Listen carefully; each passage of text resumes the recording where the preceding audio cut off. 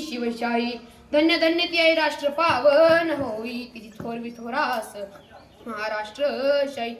धन्य धन्य थोरशाही शिवरायांची जिजाई धन्य धन्य थोरशाही शिवरायांची जिजाई आज पूजितो महाराष्ट्र सारा मुजरा मानाचा जिजाईला मुजरा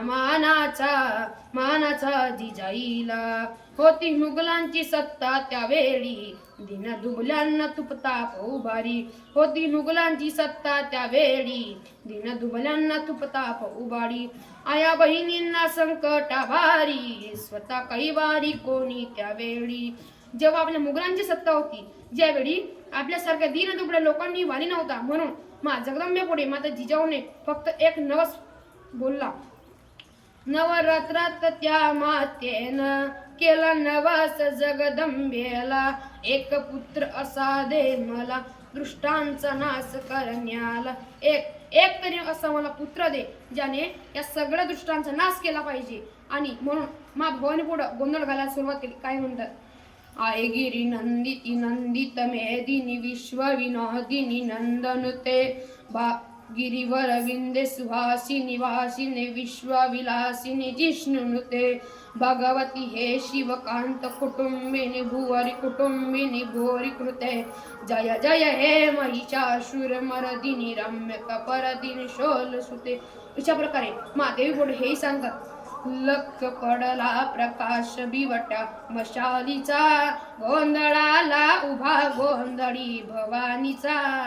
भवानीचा मी पणाचा भीतिमाक तुटला अंतरंगी आवाज उठला ऐरणीचा सवाल सुटला या कानेचा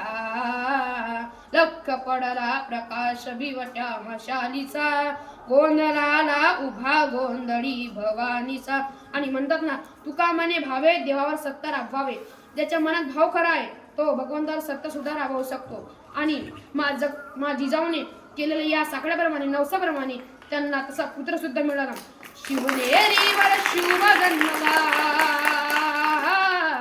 शिवनेरीवर शिव जन्मला राजांचा अधिपती साऱ्या राजांचा अधिपती हे दैवत छत्रपती नामसा दैवत छत्रपती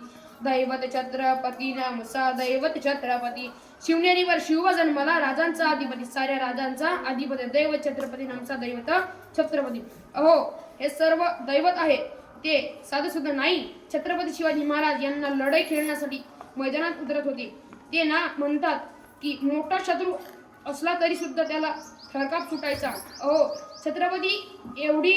छत्रपती शिवरायांनी एवढी भीती शत्रूच्या मनामध्ये निर्माण केली की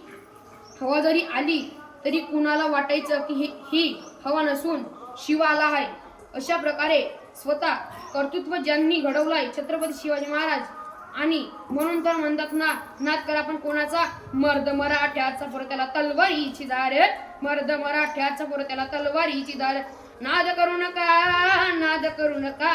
नाद करू नका या ढाण्या वाघाचा जिथं गुस्त या मराठ्याचा पोर छाप पाडतो या ढाण्या वाघाला जिथं गुस्त या मराठ्याचा पोर छाप पाडतो या ढाण्या वाघाला